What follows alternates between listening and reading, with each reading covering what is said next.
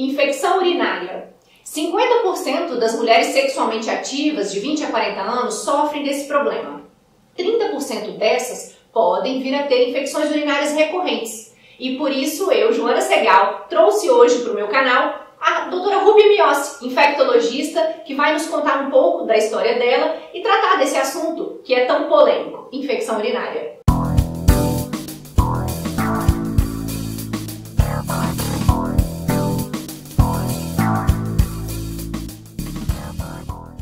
Bom dia, Rúbia. Seja bem-vinda ao meu canal. Obrigada.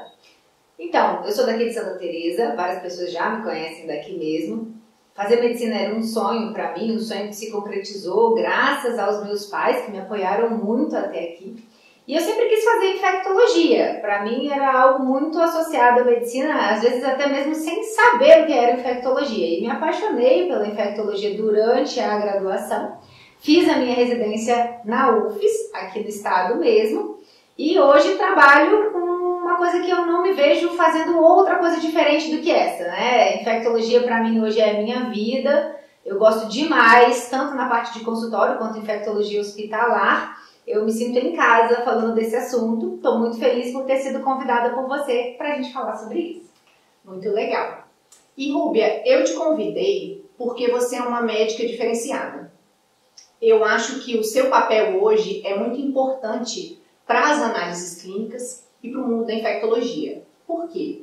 Muitos médicos não têm essa sensibilidade que você tem de aproximar o laboratório de análises clínicas com a profissão de vocês, principalmente na área de infectologia. E eu sempre achei isso muito bacana, interessante, porque nós, profissionais de análises clínicas, bioquímicos, biomédicos, gostamos muito dessa proximidade e sentimos falta disso. Você vê nos seus colegas de trabalho isso acontecendo ou isso é típico da infectologia ou da Rúbia? Então, a parceria com o laboratório ela é fundamental, porque eu digo que o diagnóstico hoje, ele não passa só pela anamnese e exame físico do paciente, como era no passado, lá nos primórdios da medicina. Hoje a gente tem muita tecnologia à nossa disposição. E essa tecnologia ela se concentra também nos laboratórios e também em exames de imagem. Só que, como eu falo muito com os meus alunos, olha, você tem muita tecnologia à sua disposição. Se você não souber para que você está pedindo o exame, qual exame você vai pedir, o que fazer com o resultado, você compromete o seu diagnóstico em vez de ajudar. Então, essa parceria com o laboratório ela é fundamental.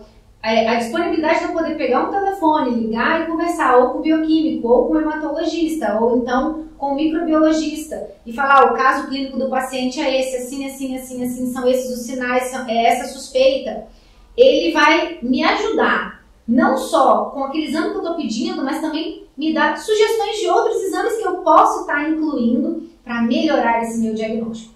Então, hoje isso é fundamental. O próprio paciente percebe isso, porque quando a gente tem essa liberdade, geralmente pergunta, né, para onde que eu faço esse exame, eu coloco em qual laboratório? E aí, tendo essa parceria, a gente pede para fazer no laboratório fulano ou laboratório ciclano para determinado tipo de exame, porque eu sei que eu vou conseguir resultado rápido, eu vou conseguir um olhar específico para aquele exame que eu estou pedindo, que não é uma rotina simples, é um caso diferente que eu estou pedindo para ser investigado, e eu vou ter sugestão de outro tipo de exame que eu possa associar para melhorar esse resultado. Então eu falo que hoje os resultados que eu tenho no consultório, que eles são bons, não são resultados apenas da minha medicina, do que eu aprendi lá na faculdade, na residência. É muito resultado da equipe que eu tenho por trás disso tudo. E dentro dessa equipe, o laboratório é papel fundamental. Não se faz infectologia em lugar nenhum do mundo sem um bom laboratório. Então, a parte de culturas, a parte de microbiologia é fundamental para a gente. E agora, mais recentemente, a questão da bioquímica entrando com as sorologias, e sorologias muito melhores, muito mais limpas, e com uma segurança de que aquele resultado é de fato verdadeiro, é praticamente metade do trabalho que eu tenho que fazer ali. Se eu não tenho essa retaguarda, de às vezes no final de semana, poder pegar o telefone e te ligar, Joana, eu preciso de ajuda, fulano está aí na sua cidade, está precisando da coleta XYZ, você pode ajudar a gente, mesmo sendo feriado, mesmo sendo final de semana, e você sempre com muita presteza, com muito carinho, respondendo favoravelmente, e mesmo sendo seu dia de folga, você indo ajudar esse paciente. Então, essa parceria é talvez o maior ganho que a gente tenha na medicina de hoje. Sem esse tipo de parceria, sem trabalho em equipe, não funciona. Pode parecer que o meu consultório é só o meu consultório, que o seu laboratório é só o seu laboratório, mas o trabalho começa aqui na minha sala de atendimento, ele passa por você e ele termina na casa do paciente, que é quando ele concluiu o tratamento e ele está curado. E, Rúbia, também, um dos maiores objetivos desse meu bate-papo com você é a quebra de tabus, né? Coleta de nova amostra, infecções mistas. Por que o exame deu errado? O exame foi troca de amostra? Foi liberação de resultado errado? Porque eu vejo que nas análises clínicas isso ninguém fala sobre isso. Existe essa possibilidade. Precisamos falar sobre isso. Para que os novos médicos que estão vindo aí pensem nessa possibilidade quando pegam o resultado de exame na mão. Esse resultado é a real fotografia daquele paciente naquele dia? E se eu fizer um novo exame daqui 5 dias, isso tudo vai mudar? E mudar por quê?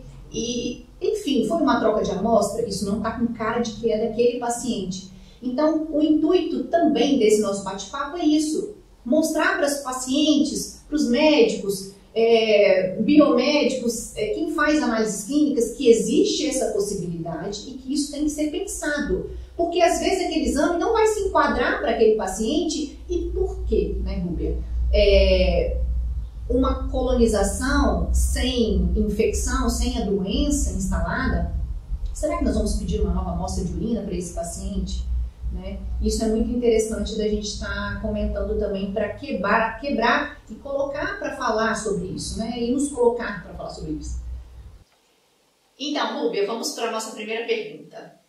Você percebe no seu consultório que alguns pacientes omitem ou escondem sintomas e sinais que eles têm ou sentem e que isso dificulta no seu diagnóstico, no seu trabalho?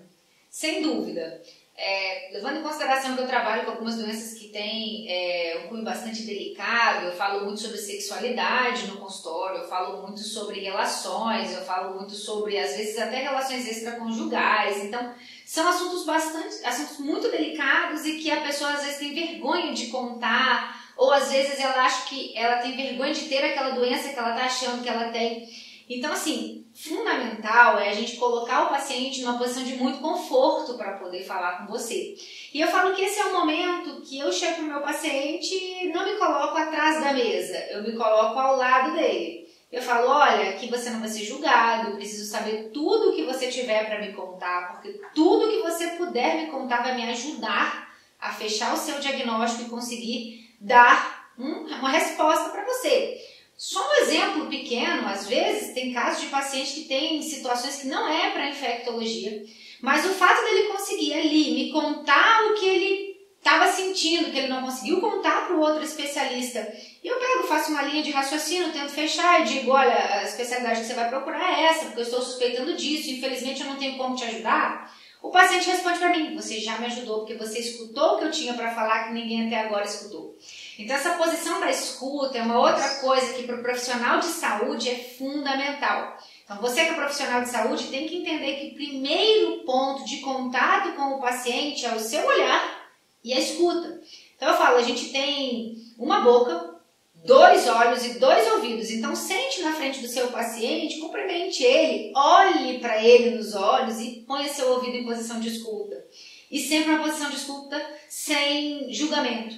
Porque a gente não está ali para julgar. Ao contrário, o que eu julgo são os sintomas dele e as relações que tem a história que ele está me contando para dar um resultado.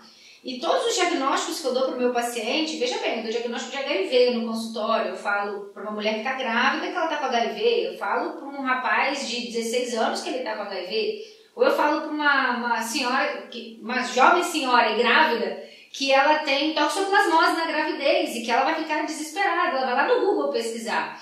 Eu tenho que ser antes do Google, eu tenho que escutar qual é a queixa que ela está ali naquele momento, às vezes ela só quer desabafar.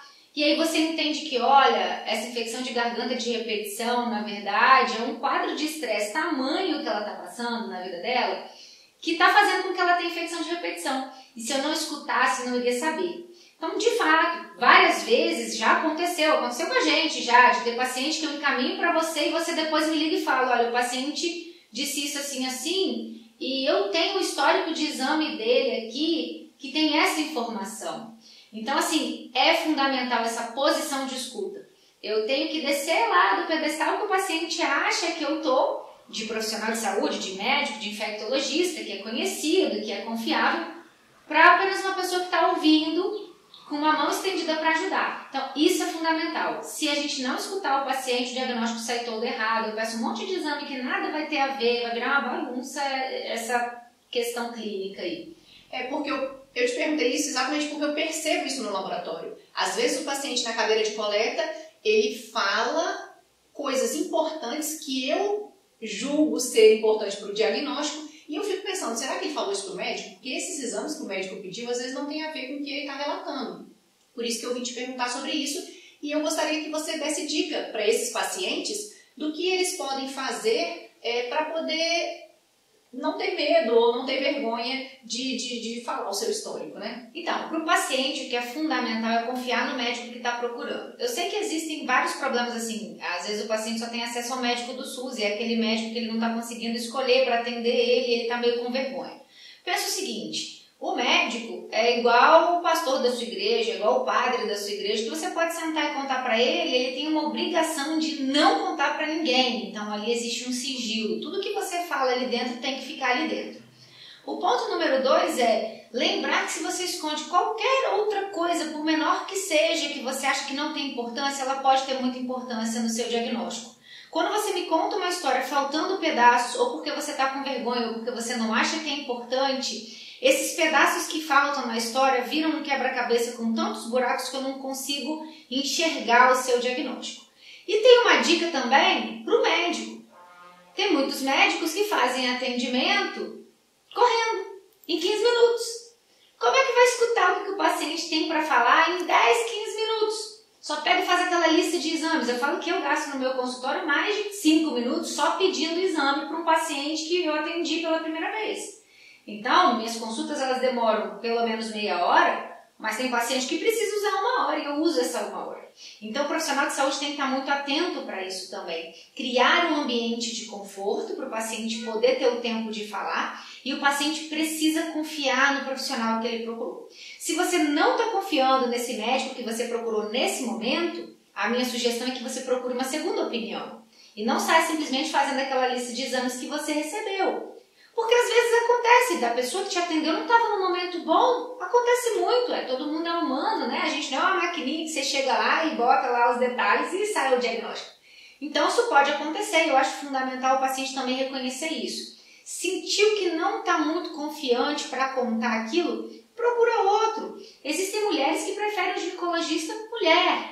Já existem homens que preferem ir se consultar a respeito de IST com uma mulher do que com outro homem, porque está com vergonha de falar com outro homem o que ele tem. E no fim das contas, se você sentir confiança e o médico te der esse suporte que é de também dar um espaço de confiança, funciona super bem. Então é um caminho que eu falo que é um casamento, né? Tem paciente que vou acompanhar ele a vida toda dele, ele vai me acompanhar a vida toda porque são doenças crônicas. E é um casamento mesmo. Se você olha para aquela pessoa pela qual você acha que vai dar certo um relacionamento e tem uma coisa que não tá legal, vê uma segunda opinião, tenta outro, porque acho que com esse daqui não vai muito bem. Isso faz diferença no resultado final. Isso aí, Rúbia. Então vamos ao assunto que mais nos convidou a esse bate-papo. O que é infecção? Ou melhor, o que é infecção urinária? Então, a gente precisa levar em consideração que o nosso organismo tem duas coisas muito que se confundem, né, na hora da gente fazer diagnóstico. As pessoas confundem inflamação com infecção, né? Um outro exame que é comum, a gente está falando de infecção urinária, mas o exame comum que tem essa confusão é o PCR, né? Proteína C reativa, alta infecção. Não. Quando está alto quer dizer que tem inflamação. Então, o nosso organismo ele responde às infecções causando uma inflamação. A inflamação nada mais é do que a resposta imune. É o que a vacina faz. É o que um organismo qualquer entrando em contato com o nosso também faz. É o que também faz quando você corta a sua mão sem micro-organismo nenhum. É o que você faz quando você está passando lá na sua sala e acerta o dedinho no canto do sofá. Vai dar uma inflamação ali no seu dedinho e vai doer e não tem bicho relacionado. Então, inflamação é toda e qualquer resposta imune. Infecção é quando tem um micro-organismo relacionado. Na questão da urina, infecção urinária é quando eu tenho um micro-organismo naquela urina, pode ser uma bactéria, pode ser um fungo. Existem até infecções urinárias por vírus, mas elas são menos comuns, então a gente fala mais de bactéria e depois de fungo. Mas tem que ter sintoma. O que está dando muita confusão atualmente? A pessoa acha que basta ter uma urocultura positiva para dizer que ela está com infecção.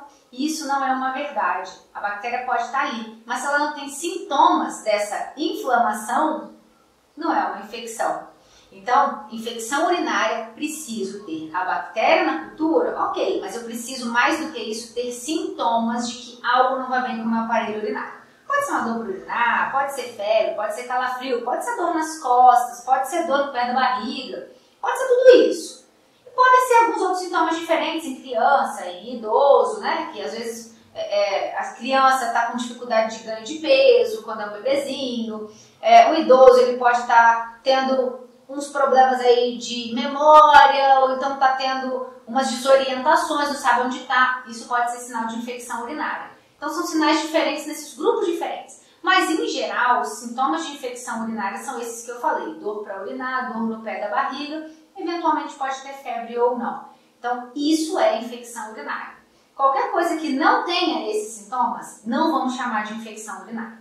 E às vezes nem tá, como médico, né, para aqueles que estão ouvindo informação ainda, tá solicitando um exame desnecessário. Exato. E outro detalhe que eu ia comentar com você é a questão do falso positivo e falso negativo, que eu já lancei um vídeo no canal sobre falso positivo e falso negativo em infecções urinárias. Quando a gente não tem uma conservação e uma coleta bem feita, a gente pode ter um falso positivo e um falso negativo. Essa questão que você falou sobre uma cultura positiva num paciente assintomático, a gente considera um falso positivo? Na infecção urinária, vamos dizer, na urocultura, desculpa, não infecção urinária. Na urocultura, o que a gente considera falso positivo é quando ela tem uma contaminação. A contaminação, ela acontece porque eu fiz uma coleta errada, ou até fiz a coleta do jeito certo, mas esqueci o frasquinho de urina lá e levei no laboratório 4 horas depois. Cresceu um monte de bactéria ali dentro porque é um caldinho muito bom para crescer bactéria. Não tinha aquela quantidade. Quando você vai lá fazer a semeadura, né, você vê aquele monte de bactéria, na verdade é um falso positivo porque você falsamente incubou dentro daquela urina lá em cima da mesinha, num calor de 30 graus, e aí depois, quando semeou, tinha muitas culturas. Muitas colônias. Mas no caso, por exemplo, de uma pessoa que coletou certinho, levou o exame no tempo certo para o laboratório, ele foi semeado rápido também, seguindo todas as técnicas, deu positivo e a pessoa não tem sintoma, não é um falso positivo. Tem bactéria naquela urina sim. Só que não é uma bactéria que está causando infecção. Aí eu chamo de outro nome, é colonização. A bactéria vive lá dentro da bexiga daquela pessoa, mas não está causando nenhum prejuízo, nenhum transtorno. Não preciso me preocupar em tomar antibiótico nesse momento, ela pode ficar quieta lá. Eu até brinco com o paciente, eu falo que é aquele inquilino que paga o aluguel em dia certinho. Agora, se você tem um aluguel, um inquilino que paga o aluguel em dia certinho, mas que faz muita bagunça de noite, traz muita gente, faz festa, som alto, furadeira fora de hora, o som alto e a festa te incomoda. Isso são sinais que a bactéria vai dar de infecção, dor para urinar, dor no pé da barriga, aí esse inquilino não está sendo um inquilino legal. Está na hora da gente colocar ele para fora dali e é aí que a gente tem que fazer o tratamento. Fora dessa situação, não é necessário preocupar. Por isso que eu falo, quando eu vou solicitar um exame, eu tenho que ver por que eu estou pedindo aquele exame. Vou consultar você no meu consultório, não estando grávida, não tendo queixa nenhuma, e eu vou incluir uma urocultura, pra quê? Só para deixar você preocupada se crescer uma bactéria ali. Porque a bactéria pode de fato estar ali, você vai ficar assim, nossa, a doutora Rúbia viu que tem aqui uma bactéria fulana na minha urina, não vai me tratar, vou ficar preocupado com esse negócio, ansioso, e agora eu vou começar a ter sintoma psicológico de infecção urinária, porque eu sei que o bicho está lá. Não é necessário fazer esse tipo de exame. Urocultura, que a gente faz em pessoas que não têm sintomas, são para alguns casos específicos. Por exemplo, uma grávida. Uma mulher grávida ela precisa fazer 3 exames de urocultura pelo menos durante a gravidez, uma em cada trimestre da gestação. Para quê? Se tiver essa bactéria, que é o inquilino bom, lá na urina dela, não vai trazer prejuízo para essa grávida, mas vai trazer prejuízo para o bebê dessa grávida. E a coisa que a gente menos quer quando está grávida é que o nosso filho tenha um problema quando nasce. Então, infecção urinária durante a gestação ou bacteriúria assintomática, que é o nome bonito que a gente dá para essa cultura positiva sem sintomas, é risco de infecção neonatal. Então, a gente trata essa mulher para evitar doença no bebê dessa mulher. Então, aí faz sentido. E aí tem um acompanhamento. Eu tenho as minhas colegas ginecologistas e obstetras que fazem acompanhamento casadinho comigo também. É um outro exemplo de equipe. A gente está sempre junto, eu dando suporte qual é o antibiótico que vai usar. Porque tem mulheres que têm isso várias vezes, uma atrás da outra. Então, nesse caso, eu preciso tratar. Tem bebezinho na barriga, tenho que tratar. No caso de um idoso, por exemplo, não preciso. Não preciso tratar, a menos que o idoso tenha sintoma. Mas e se a mulher vai fazer, ou o homem, não sei, vai fazer um procedimento urológico? O que é um procedimento urológico? Qualquer cirurgia vai tirar um cálculo que está lá no ureter, vai fazer uma biópsia na bexiga, vai fazer uma biópsia da próstata, por exemplo, enfim, e que vai passar pelo aparelho urinário, eu vou cortar a superfície do aparelho urinário dele de alguma forma, ou vou causar algum transtorno ali, existe o risco dessa bactéria que está ali boazinha, sem fazer nada, entrar nesse local onde eu fiz a cirurgia e causar uma infecção grave. Aí eu vou tratar. E aí eu trato antes da pessoa ir para o procedimento. Às vezes eu trato até 2 dias antes, ela vai para o procedimento usando antibiótico.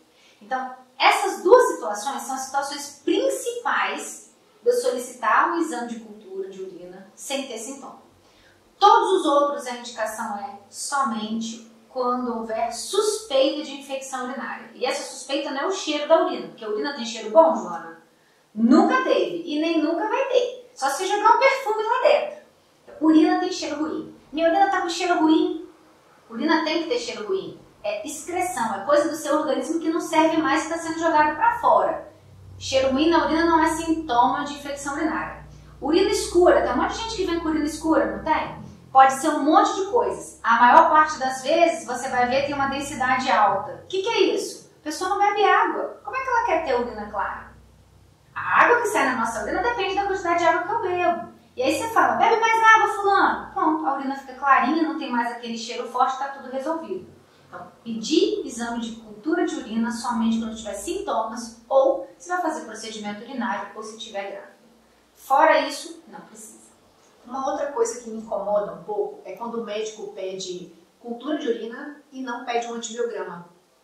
Isso me causa um desconforto, porque o que na minha cabeça, né, como bioquímica, o que adianta o médico saber que bactéria é, o EAS na mão, o exame de urina simples na mão, e não ter qual é o antibiótico correto para atacar aquele bicho, aquele micro-organismo?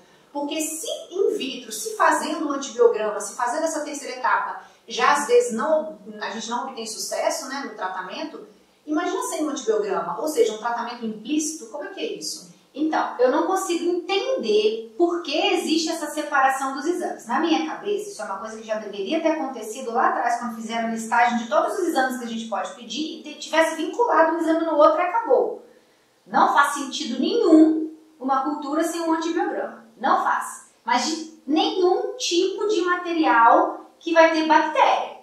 Porque se eu estou pensando em infecção, por exemplo, do sangue, se eu estou pensando em infecção urinária, se eu estou pensando em uma infecção de sítio cirúrgico, eu vou fazer só uma cultura sem o antibiograma, ora, é o antibiograma que é o importante para eu saber tratar? Eu não consigo entender. Eu falo assim, que se você também não entende, eu falo assim, nossa, algo falhou lá atrás, a gente não sabe quem foi, e eu acho que o jeito de resolver isso é, uma vez que você solicita a cultura, o antibiograma ser um exame imediatamente associado. E aí você executa, caso a cultura dê positiva ou dê negativa, você não executa. Eu acho que é uma questão de responsabilidade e bom senso do laboratório.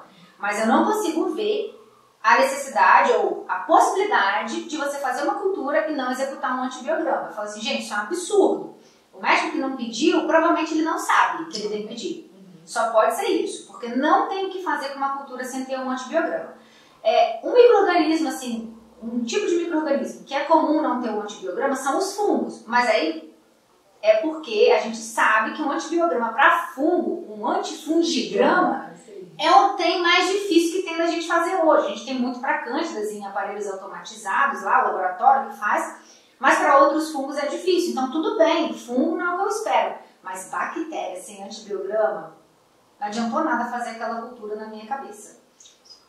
E outra coisa bacana, e que é o real motivo que a gente veio hoje bater esse papo, é sobre a infecção urinária recorrente, principalmente nessas mulheres, né, de 30 a 40 anos. E o que é isso? Por que isso acontece? Como você procede diante de infecções urinárias recorrentes? Porque no laboratório a gente vê isso de uma forma muito comum nessas mulheres, né? Então, a primeira coisa é saber se é uma infecção mesmo recorrente, ou se ela é recidivante, ou se ela só é uma bacteriúria que tá ali e o pessoal fica tentando eliminar aquela bactéria. A gente sabe hoje, na infectologia, que erradicar uma bactéria do trato urinário é uma coisa um pouco difícil, sabe? Acontece, mas não é simples assim.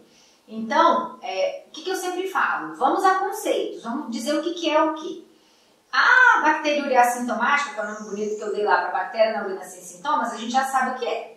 O que é uma infecção recorrente? É uma infecção que se repete. Não necessariamente é a mesma bactéria que está lá. É aquele paciente que chega para você que hoje ele tem uma Klebsiella, na próxima urocultura ele tem uma Escherichia coli, na outra cultura ele aparece, sei lá, com uma Cândida, e aí, ou um Proteus, ou um Staphylococcus saprophyticus, ele vai mudando o bicho conforme vai dando a nova cultura. Ou então, é aquele paciente que pode até ser o mesmo bicho, mas só que ele tem 2 infecções em 6 meses, mas separadas no tempo. Vamos dizer assim, a pessoa teve uma infecção em janeiro e a outra infecção aconteceu agora em maio, entende? E aí esse intervalo pode até ser recorrente, mas ser o mesmo bicho. Agora, a recidivante é aquela que é sempre a mesma bactéria, não importa o que você faça, não importa o antibiótico que você use, é sempre a mesma bactéria com o mesmo perfil de sensibilidade. Quando ela é recidivante desse jeito, né, você pensa que a pessoa pode ter um problema no trato urinário. E aí você tem que pensar que pode ser um cálculo, que é o mais comum, mas também pode ser uma malformação, principalmente se for uma criança, né? Crianças muito pequenas que têm infecção de repetição, a gente tem que pensar que pode ter um probleminha ali, uma malformação ainda da época que estava na barriga da mãe, e aí a gente vai ter que investigar com ultrassom para saber se tem alguma coisa ali de fato que está causando isso. A maior parte das vezes em mulheres de idade fértil, acontece infecção urinária de repetição e são as recorrentes, não as recidivantes. E geralmente ela pode estar associada ao ato sexual, que a gente até chama, né, tem um nome mais bonitinho ainda para ela, cistite da lua de mel. Eu falo assim que é bonitinho, mas ordinário, né, que ninguém merece depois de ter relação sexual, logo depois do dia seguinte está com dor para urinar e são sintomas até que incomodam bastante. Então assim, isso são pessoas, veja bem, todos esses casos, as pessoas elas sentem algum sintoma. Agora, uma outra coisa que a gente precisa desmistificar é a questão da urocultura de controle. Urocultura de controle é o quê? É você fazer uma nova urocultura depois que você fez uma, tratou, terminou o tratamento, esperou 48 horas e fez uma nova. Não precisa fazer isso. Por que não precisa fazer isso? Se a pessoa tomou o remédio e os sintomas passaram, ela não tem sintoma para fazer outra urocultura. A grávida precisa. A pessoa que vai fazer procedimento urinário precisa, mas são só esses 2 casos. O resto não precisa.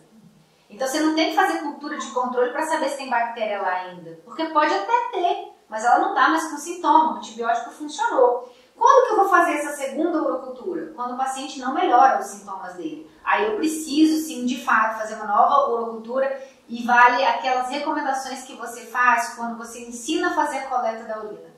Uma boa coleta de urina me ajuda muito mais do que várias uroculturas de sequência mal feitas. Então isso é fundamental para poder ajudar esse paciente também. Porque se eu faço essas culturas de sequência e a bactéria está cada vez mais resistente, chega um ponto que eu não tenho remédio. Aí eu falo, bom, vou ter que te internar. O que a senhora está sentindo? Ela me fala, nada. Eu falo, então não tenho o que fazer. Olha, não tenho o que fazer porque não tem remédio? Não tenho o que fazer porque você não sente nada, você não está doente, você tem uma bactéria que mora com você, esquece ela aí, bebe bastante água, vai ao banheiro e pronto. Então é isso. Então a maior parte das infecções urinárias de repetição que chegam no meu consultório não são infecções urinárias de repetição. São, na verdade, pacientes assintomáticos que estão repetindo exame, porque alguém está solicitando e ela não tem sintoma nenhum. E aí é que entra o conceito do que é saúde e o que é doença, né? Isso é muito importante a gente salientar, porque doença é quando a pessoa está de fato sentindo debilitada, incomodada. Então, se a pessoa não está sentindo nada, ela só está colonizada. Volta ao que a gente estava falando. Exato. Outra coisa legal, Rúbia, que eu não podia deixar de falar, é quando eu te liguei uma certa vez e falei assim, Rúbia, um médico me ligou e disse que o exame de cultura está errado, porque uma criança não pode ter infecção urinária por Klebsiella. E eu fiquei me perguntando aquilo, eu falei, aonde está escrito isso? Procurei nos livros, eu falei, gente, eu devo estar confundindo alguma coisa. E você me disse, Joana, qualquer bactéria pode causar infecção em qualquer lugar. Óbvio que elas têm preferências, né? Tem uma palavra que a gente usa, afinidade por algum local, até por causa da anatomia. Por exemplo, a infecção urinária, muitas bactérias são intestinais e elas podem caminhar para o trato urinário, sendo uma infecção endógena ou uma infecção exógena através da relação sexual, né, que vem de fora para dentro, a bactéria, enfim. E comenta um pouquinho sobre isso, Rúbia, para mim. Então, de fato, a Klebsiella é uma bactéria do trato digestivo. Na infecção urinária, 99% das vezes o bicho é do trato digestivo, sim, pela proximidade mesmo. E a maior parte das vezes ela chegou até ali vindo de fora. E aí pode ter sido sim na relação sexual, pode ter sido uma higiene inadequada. Bebezinho usa fralda, né, não? Se ele usa fralda, se a menina, por exemplo, tem contato da região genital feminina com as fezes da criança. E a gente precisa higienizar muito bem. Por isso que a gente fala que meninas, principalmente pequenininhas, elas têm uma chance muito maior de ter infecção urinária porque tem uma uretra muito curtinha. É muito perto da região anal e as crianças, elas estão aprendendo a fazer higiene. Então, tudo isso é fator de risco. Então, assim, isso a uretra curta, a proximidade continua depois que a gente é grande. A diferença é que a gente aprende a fazer higiene e é por isso que a gente consegue ter menos infecção urinária do que uma menina pequena. Mas sim, Klebsiella, ela é possível aí. Outras bactérias que acontecem ali, Escherichia coli, Proteus, próprio Staphylococcus saprophyticus, são bactérias que estão naquela região. Então, pode sim, qualquer bactéria daquela região pode causar uma infecção urinária, em criança ou idoso, enfim. É claro que tem umas que têm uma possibilidade de dar uma doença mais comum na infecção urinária do que a outra. Por exemplo, a Escherichia coli é muito mais comum na infecção urinária do que qualquer outra bactéria gram-negativa dessas bactérias aí de trato digestivo. Com certeza, ela é a que tem uma coisa que se chama pili, que é um espinhozinho que faz grudar no epitélio urinário. Por isso que é tão comum ela. Mas eu tenho infecção urinária por fungo também. E aí eu vou levar em consideração, geralmente é paciente que tem câncer, que está fazendo quimioterapia, ou que fez cirurgia do abdômen, uma cirurgia complicada, usa sonda. Olha só, eu estou falando fatores de risco, conforme o fator de risco é mais comum. É muito comum Klebsiella em criança? Óbvio que não é, mas ela pode acontecer. Então assim, eu não posso falar que é impossível, impossível nunca será. Tudo é possível. Exatamente. Mas não é comum. O que eu posso falar é o seguinte, Joana, olha só, tô achando estranho esse resultado, porque não é comum esse tipo de bactéria. Você fez essa identificação bioquímica manual ou essa identificação foi feita por cartão num aparelho eletrônico? Porque claro que tem diferença. O aparelho eletrônico é maravilhoso, só que ele precisa de uma microbiologista para poder olhar e falar, não, tá batendo, é isso aqui mesmo, ó. E o médico falou que não é. Não, mas eu tenho aqui a cultura na placa para poder olhar e repetir no teste bioquímico e confirmar se esse diagnóstico é esse mesmo. E aí que está a maior importância de uma boa bancada de microbiologia dentro de um laboratório. É no momento que eu vou perguntar para você, olha só, deu aqui a bactéria fulana de tal, mas acho que não é isso não. Você pode rever para mim? Você vai rever e vai me falar. E aí eu vou ver, olha, então é esse bicho mesmo. Será que não foi coletado errado? Vamos coletar de novo? Vamos tratar, mas vamos coletar de novo antes de iniciar esse tratamento específico aqui. Klebsiella é muito comum em hospital, eu trabalho em hospital. A gente vê em criança, principalmente na UTIN, com Klebsiella. Mas olha só, gente, são crianças que já nasceram com algum problema, a ponto de ela sair da barriguinha da mãe, ao invés de ir para o quarto com a mãe e ser feliz com ela, elas precisaram ficar internadas no hospital. A chance de ter uma bactéria dessa é maior. Então é uma bactéria que é mais comum em quem tem algum problema. Mas se toca uma Klebsiella numa criança, o que eu tenho que perguntar não é só se o exame está errado. O que mais que pode ter nessa criança para ela ter essa bactéria diferente? Então o raciocínio ele tem que partir de um ponto e caminhar para os dois lados. E eu ver, foi erro. Aí a Joana pode falar comigo, olha, Rúbia, o aparelho aqui da marca fulana identificou isso aqui, mas era errado. Quando eu fiz aqui os testes bioquímicos, não era uma Klebsiella. Era um outro gram negativo, sei lá, uma E. coli, né? É meio complicado essa diferenciação no aparelho, mas na bioquímica a gente sabe que tem os testes específicos e não tem dúvida entre Klebsiella e Escherichia. Ela confirmou, estava errado. Ou não, Rubia, é isso aqui mesmo. Aí eu vou lá para a criança, converso com a mãe, ó, deu uma bactéria que não é comum, a gente está tratando. Vamos fazer um ultrassom do aparelho urinário dessa criança, ver se os rins estão direitinhos, se os ureteres estão direitinhos, se a bexiga está direitinho, se a uretra está direitinho. Porque talvez essa criança tenha uma malformação do trato urinário e essa bactéria é uma oportunista. Porque não é uma coisa, na cabeça de quem está na bancada, não é uma coisa tão fora do comum, visto que muitas publicações de artigos mostram que 85% das infecções, Escherichia coli. E os outros? E as outras infecções? Proteus, Klebsiella, enfim, saprofíticos. Ou seja, não é uma coisa impossível, acontece. Em poucos casos, mas acontece. Mas eu achei legal esse comentário que você fez, que abriu minha cabeça, porque às vezes a gente fica com receoso, né? É uma criança.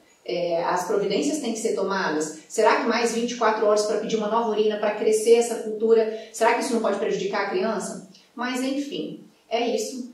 Rúbia, muito obrigada, foi um bate-papo maravilhoso, agradeço muito, muito conteúdo e é isso que a gente quer fornecer nesse canal para os pacientes, os formandos, né, que vão ingressar no mercado de trabalho agora. Muito conteúdo, eu te agradeço desde já, muito obrigada. Eu que agradeço o convite, Joana, é um prazer imenso estar aqui com vocês. É muito assunto mesmo, mas eu falo, faça suas perguntas aí que a gente vai continuar respondendo, porque o assunto é sem fim. Isso aí, deixe suas perguntas, comentários, né? Compartilhem, curta, se inscreva no canal e toque o sininho para toda vez que tiver uma novidade, um outro tema, a gente pode vir falar de HIV, entre outros assuntos, né, Rúbia? Sim. E aí você vai estar sendo convidado novamente. Obrigada.